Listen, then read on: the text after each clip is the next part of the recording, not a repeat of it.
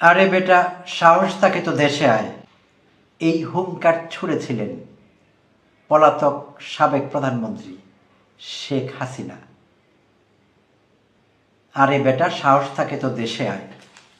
প্রিয় দর্শক, নিশ্চয়ই আপনারা বুঝতে পেরেছেন কার প্রতি বা কাকে ইঙ্গিত করে তিনি সেই হুঙ্কার ছুড়েছিলেন। বিএনপির ভারপ্রাপ্ত চেয়ারপারসন তারেক রহমানকে উদ্দেশ্য করে সাহস দেখাচ্ছিলেন, শৌর্য বীর্য দেখাচ্ছিলেন প্রতারক শেখ হাসিনা, কপট শেখ হাসিনা, বিশ্বসেরা অভিনেত্রী শেখ হাসিনা, যিনি অনায়াসে অস্কার পেতে পারতেন অভিনয়ের খাতায় নাম লেখালে। তো যাই হোক, ডেস্টিনি কার জন্য কি রেখেছে এটি আগাম বুঝতে পারা আমাদের জন্য খুব কঠিন। আমরা বুঝতে পারিনি, আমরা ভাবিনি কার কোথায় জায়গা হবে। ঠিকই তারেক রহমান সব জল্পনার অবসান ঘটিয়ে নানা রকম উদ্বেগ, উৎকণ্ঠা, নিরাপত্তার অভাব, জীবনের আশঙ্কা ইত্যাদিকে উপেক্ষা করে শৌর্য বীর্য নিয়ে ঠিকই দেশে আসলেন গতকাল। সারা পৃথিবী সেটি প্রত্যক্ষ করল। সারা দুনিয়ার, পৃথিবীর সব দেশের সব দৈনিকে সেটি হেডলাইন হলো, তারেক রহমানের হোমকামিং, স্বদেশ প্রত্যাবর্তন। 17 বছর পরে শেখ হাসিনার জায়গা হয়েছে এখন কোথায়? তার সে প্রিয় দেশ ভারতে। তাও পালিয়ে গেছেন, ভারতীয়রা তাকে দাওয়াত করে নেয়নি। পালিয়ে গেছেন হেলিকপ্টারের ল্যাঞ্জা ধরে। আর না গেলে তার কি হতো সেটি আমরা জানি। বলেছিলেন দম্ভ করে, আমি বঙ্গবন্ধুর কন্যা। বঙ্গবন্ধুর কন্যা পালায় না, কিন্তু পালায়। সিচুয়েশন বাধ্য করলে বঙ্গবন্ধু কন্যাও পালায়, সব কন্যাই পালায়, কোনো কন্যাই না পালিয়ে পারে না। তো ডেস্টিনি যেটি বলছিলাম, প্রিয় দর্শক, 17 বছর পরে গতকাল দেশে ফিরলেন তারেক রহমান, এবং সেইটি ছিল একটি দেখবার মতো দৃশ্য, অভূতপূর্ব। যারা বিএনপি করেন না তারাও কিন্তু আবেগাপ্লুত হয়েছে। যদি মানুষের আবেগ থাকে, আপনার আবেগ থাকে, আমরা কেউ আবেগের ঊর্ধ্বে না। আমাদের প্রত্যেকের আবেগ আছে, অনুভূতি আছে। আবেগ প্রকাশ করবার জন্য এটি জরুরি না যে আপনাকে বিএনপি করতে হবে, তারেক রহমানের আত্মীয় হতে হবে আপনাকে, বিষয়টি এরকম না। যে কোনো সংবেদনশীল মানুষের আবেগ আছে, আর আবেগ থাকলে মানুষ সেটি প্রকাশ করবে। তাই গতকাল বাংলাদেশের কোটি কোটি মানুষ আবেগ প্রকাশ করেছিলেন। আর তারেক রহমানকে সংবর্ধনা দেবার জন্যে, তাকে এক নজর দেখবার জন্যে বিএনপির নেতাকর্মীরা, আমি বিএনপি নেতাকর্মীর কথাই বলবো, ধারণা করা হয় 1 কোটিরও বেশি মানুষ ঢাকায় ঢুকেছিলেন। এটি আমার দেয়া তথ্য না, বাংলাদেশ টেলিকম রেগুলেটরি কমিশনের বক্তব্য। তারা 10 মিলিয়ন সিমের কথা বলছেন, যে ঢাকায় 10 মিলিয়ন সিম ঢুকেছে, তার মানে 1 কোটিরও উপরে। তো এই সিম ঢোকার বিষয়টি দিয়ে আমরা কিন্তু বুঝতে পারি যে ঢাকায় কোনো কারণে কোনো বড় অকেশন হলে কত লোক ঢাকায় ঢুকেছে সেটি আমরা জানতে পারি এই হিসেব থেকে। তো প্লাস মাইনাস হতে পারে, এরার থাকবে কিছু, এটি বাদ দিলেও অন্তত 60-70 লক্ষ লোক ঢাকায় ঢুকেছে তারেক রহমানকে সংবর্ধনা জানাবার জন্য। আর 300 ফিটে তার জন্যে গণমঞ্চের আয়োজন করা হয়েছিল গণসংবর্ধনা দেবার জন্যে, সেটি আমরা প্রত্যক্ষ করলাম। আর তারেক রহমান বিমান থেকে নেমেই বহু বছর পর আবেগাপ্লুত হয়ে তিনি বিমানবন্দরের ভেতরেই একটি বাগানের মতো জায়গায়, যেখানে গাঁদা ফুল, দুর্বা ঘাস ইত্যাদি ছিল, সেখানে হেঁটে গেলেন। জুতো খুলে ফেললেন, মাটির স্পর্শ নিলেন, প্রিয় মাতৃভূমির মাটির স্পর্শ। মাটি হাতে তুলে নিলেন, মাটির গন্ধ নেবার চেষ্টা করলেন, মাটির স্পর্শ অনুভব করবার চেষ্টা করলেন। তো এগুলো সবই দেখা গিয়েছে, অন রেকর্ড হয়েছে এই বিষয়গুলো। আর এইটি স্বাভাবিক, কোনো মানুষ যখন 17 বছর নির্বাসনে থাকবে, প্রিয় দেশে ফিরে আসবে, তারপর যে কোনো পরিস্থিতিতে সেই মানুষ আবেগাপ্লুত হবেন, এটি স্বাভাবিক। আর তারেক রহমানের ক্ষেত্রে আমরা এটি দেখলাম। এবং তারেক রহমান শুধু ফিরে আসলেন না, তিনি জনগণের সামনে তার কিছু চাওয়া পাওয়া, দেশের জন্য তার কিছু পরিকল্পনার কথা বললেন। এবং তিনি এক পর্যায়ে বলে উঠলেন, আই হ্যাভ আ প্ল্যান। আর সেই বাক্যটি উপস্থিত জনস্রোতকে, জনসমুদ্রকে স্মৃতি কাতর করে পেছনে ফিরিয়ে নিল 6 দশক।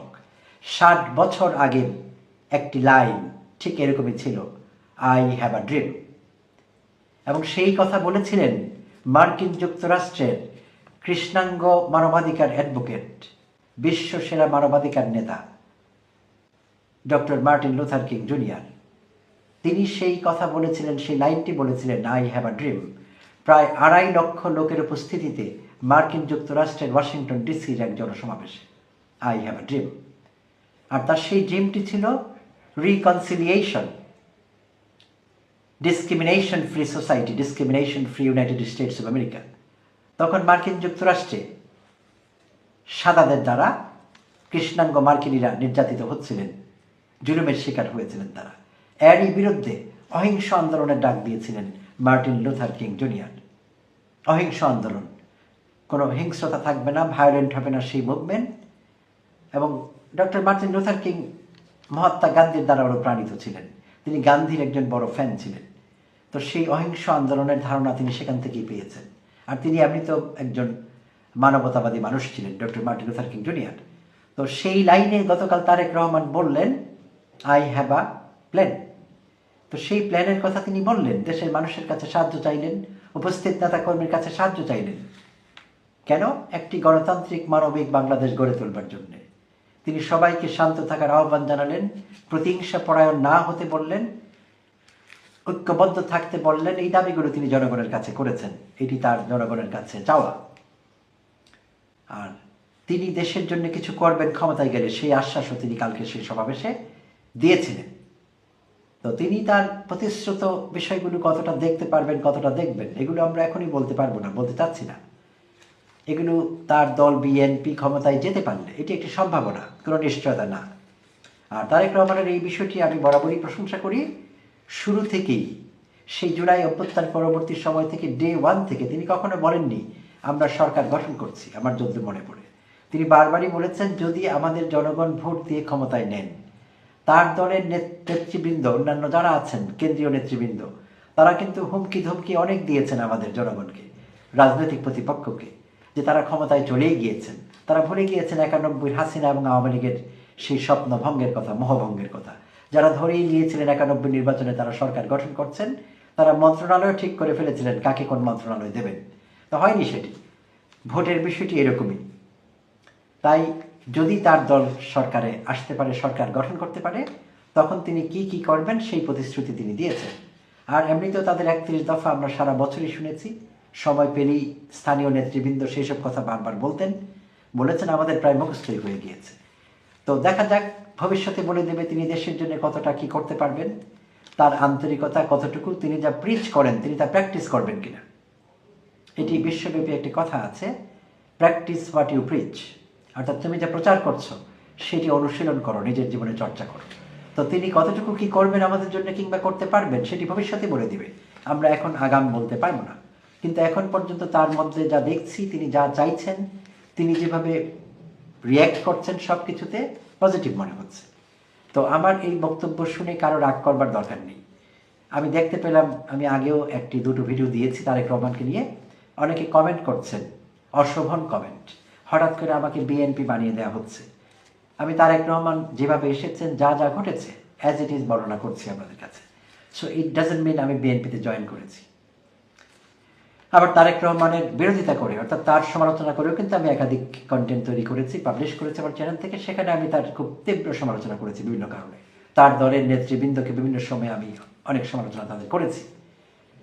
আমি ঢাকায় যখন জামায়াতের বিশাল জনসমুদ্র হলো সেই সোহরাওয়ার্দী উদ্যানে, তখন আমি তাদের নিয়ে এপিসোড বানিয়েছিলাম, তাদের ভালো দিকের প্রশংসা করে। তো তখনও কেউ কেউ আমাকে আমি জামাতি এরকম ট্যাগ দিয়েছিলেন। তো এটি খারাপ, এটি করা কারো উচিত হবে না। আর কমেন্টারদের অনুরোধ করব, পুরো ভিডিও না দেখে, আগে পরে লোকটি সম্পর্কে না জেনে, কোনো একদিনের একটি বিচ্ছিন্ন এপিসোড দেখে কারোর সম্পর্কে সিদ্ধান্ত নেওয়া ঠিক হবে না। এটি খুবই বাজে প্র্যাকটিস, দয়া করে এই কাজটি করবেন না।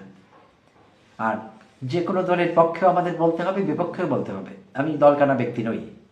আপনি দেখবেন আগের দিন যেই দলের আমি ভূয়সী প্রশংসা করেছি, পরের দিন তাদের আমি তুলোধুলো করব। কেন? যদি তারা সেরকম কাজ করেন। আর প্রশংসা কখন করব? প্রশংসার যোগ্য কাজ যদি তারা করেন। এখানে ফিক্সড কোনো কিছু নেই। আর ব্লাইন্ড সাপোর্ট বা লয়্যালটি কারো প্রতি থাকবে না, আমার তো কখনোই ছিল না। এনসিপির আমি বিশাল বড় ফ্যান। এনসিপির তরুণ নেতৃবৃন্দকে আমি এক আত্মার আত্মীয় মনে করি, শুরু থেকে বলে এসেছি। বাট আমি এনসিপির কেউ না, আমি এনসিপিতে জয়েন করিনি এবং করবো না, অন্তত অদূর ভবিষ্যতে। বাট ইদানিং আমি তাদের এনসিপির অনেক নেতাকে নিয়ে আমি খুবই ক্রিটিক্যাল হয়েছি, তাদের নিয়ে আমি সমালোচনামূলক ভিডিও দিয়েছি, কন্টেন্ট বানিয়েছি। কেন? তারা সমালোচনার যোগ্য কাজ করেছেন সেই জন্যে। তাই চূড়ান্ত loyalty, absolute loyalty, blind faith, blind loyalty কারো প্রতি থাকবে না, থাকবার কোনো কারণ নেই। তাই দয়া করে ট্যাগ দিবেন না, আপনি এটা হয়ে গেছেন, ওটা হয়ে গেছেন, প্লিজ। এগুলো খুবই বাজে জিনিস। তো যাই হোক, তারেক রহমানকে নিয়ে কথা বলছিলাম, আমার হাসিনার সেই ডায়লগটি মনে পড়েছে, আরে বেটা সাহস থাকে তো দেশে আয়। তো দেখুন, মানুষের নিয়তি আমরা জানি না আসলে। আমরা নিজেদের অনেক কিছু মনে করি, মহাশক্তিশালী, পরাক্রমশালী মনে করি, সর্বশক্তিমান মনে করি। অনেক সময় বিষয়টি মোটেই এরকম না। আমরা প্রাণী হিসাবে অতি তুচ্ছ আসলে। আমরা বিশাল কেউ না, আমরা ভবিষ্যৎ জানি না, আমরা অতীত নিয়ন্ত্রণ করতে পারি না, আমরা অনেক কিছুই পারি না, অনেক কিছুতে আমরা দুর্বল, অনেক কিছুতে আমরা ব্যর্থ, আমরা স্পেকিউলেট করতে পারি অনেক বিষয়ে। তো সেই স্পেকিউলেশন অনেক সময় সত্যে পরিণত হয়, অনেক সময় হয় না। তাই হাসিনা ভেবেছিলেন তিনি অবিনাশী, তার কোনো বিনাশ নেই, তিনি অজেয়। না, বিষয়টি মোটেই এরকম না। তার হয়েছে লজ্জাজনক পতন এবং পরাজয়, চূড়ান্ত পরাজয়। কোনোদিন আর ক্ষমতায় ফিরে আসবার স্বপ্ন দেখা দুঃস্বপ্ন হবে সেটি। এবং তিনি পলাতক জীবনযাপন করছেন, খুবই প্যাথেটিক জীবনযাপন করছেন, মেজারেবল তার লাইফ। পক্ষান্তরে যাকে তিনি ভয় দেখাচ্ছিলেন, তিনি বাংলাদেশে ফিরে এসেছেন। পক্ষান্তরে তিনি যাকে ভয় দেখাচ্ছিলেন, তারেক রহমানকে, তিনি বীরের বেশে বাংলাদেশে ফিরে আসলেন। তার প্রাণনাশের আশঙ্কা ছিল, নানা তথ্য থেকে আমরা জেনেছি। এই সব কিছুকে উপেক্ষা করে তিনি দেশে ফিরে এসেছেন। তো তিনি পরিচয় দিয়েছেন তিনি সাহসী, তিনি শহীদ প্রেসিডেন্ট জিয়াউর রহমানের সন্তান। আর আপনি বলেছিলেন বঙ্গবন্ধু কন্যা পালায় না, আপনি আপনার বাবারও কান কেটেছেন শেষবারের মতো। তাই সবাইকে এই বিষয়গুলো মাথায় রাখতে হবে। কাউকে কটাক্ষ করবার আগে, কারো ডেস্টিনি নির্ধারণ করে দেবার আগে নিজের ডেস্টিনি সম্পর্কে আমরা জানি কিনা, এই বিষয়ে আলোকপাত করা খুবই গুরুত্বপূর্ণ। রাজনৈতিক, অরাজনৈতিক যে কোনো সিচুয়েশনে এবং যে কোনো ব্যক্তির জন্য অন্যের ডেস্টিনি ঠিক করে দেওয়াটা বোধহয় আমাদের ঠিক হয় না এবং ঠিক হবে না। আমি জানি না হাসিনা কী ভাবছেন এই মুহূর্তে দিল্লিতে বসে। প্রিয় দর্শক, ধন্যবাদ সবাইকে, ভালো